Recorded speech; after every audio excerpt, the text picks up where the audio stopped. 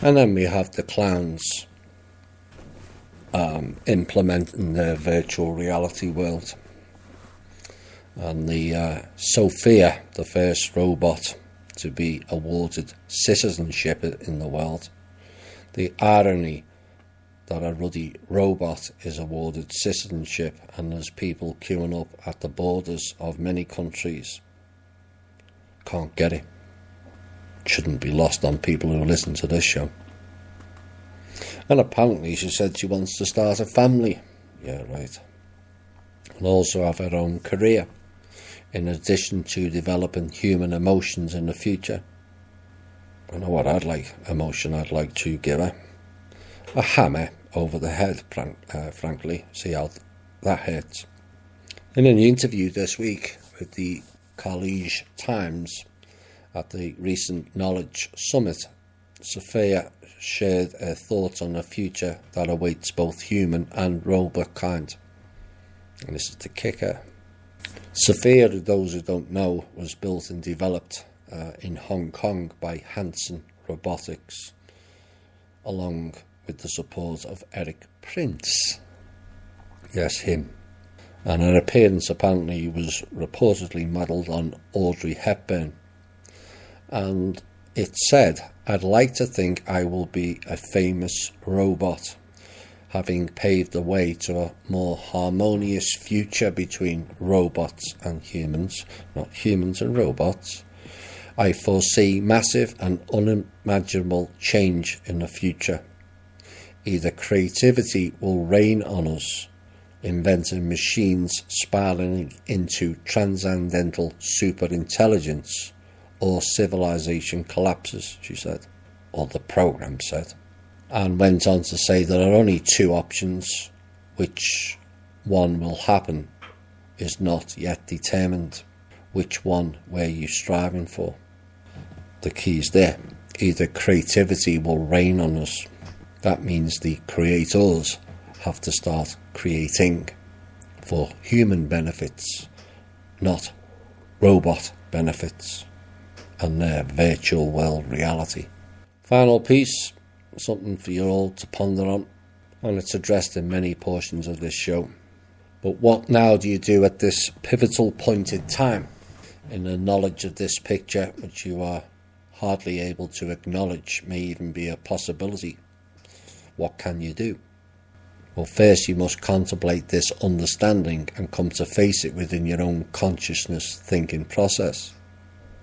You must consider it all as possibly being true. Many of us already know. Then you must admit to your unknowingly complicity in the treatment of your fellow human beings on this planet. You must move through regrets for having been unaware, through a process of denial, for the existence of these situations was plainly presented to you by the magician. Sleight of hand magic. And this use of your consent was by real conspirators with very large agendas to put in place.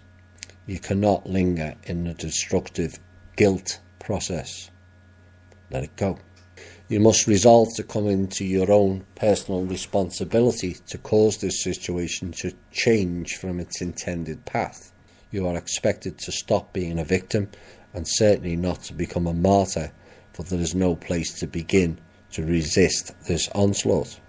You must vow and commit to become part of the solution. Then, despite the continued push of deceptive encroachment into your awareness, you must begin to discern what is the truth. You must hold to your resolve to move through this to a new and greater understanding. When this becomes your greatest personal truth, then you will find opportunities to become part of a different movement, employing methods that will not constitute physical resistance, but will use an entirely new approach. There is no other way open, for resistance on a physical level would be immediately snuffed out, i.e. violence. Manor World Holding Trust has not killed anybody, not used violence or implemented violence in any of its transactions or dealings. And you've seen the evidence of what we've done to date. Your constitution is no longer an effective shield and has been dissolved, but that matters not. It is in assuming personal responsibility that when one accepts the challenge and does not fade in fear, others shall come forth in like awareness and consciousness. Together, this spreading group awareness shall provide the pivotal point that will bring an end to the current situation. The resolve to be part of the solution from the depths of personal consciousness is the key that will open this lock, end the imprisonment of humanity, and bring true freedom to the inhabitants of this planet. Many are called, but few choose to respond. And the key is, where do you stand at this pivotal point in time? You must all ask yourselves that question, and you must all answer yourself with that answer.